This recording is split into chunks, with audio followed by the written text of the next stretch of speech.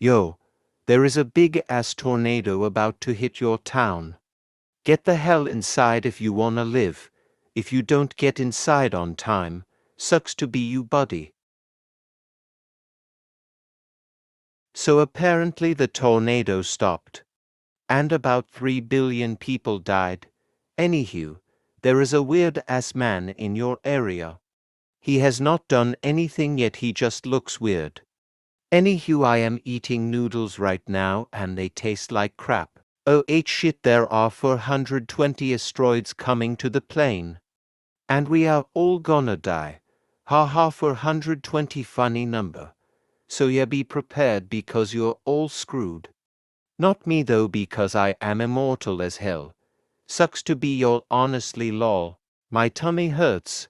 Wait, what's that sound? Oh.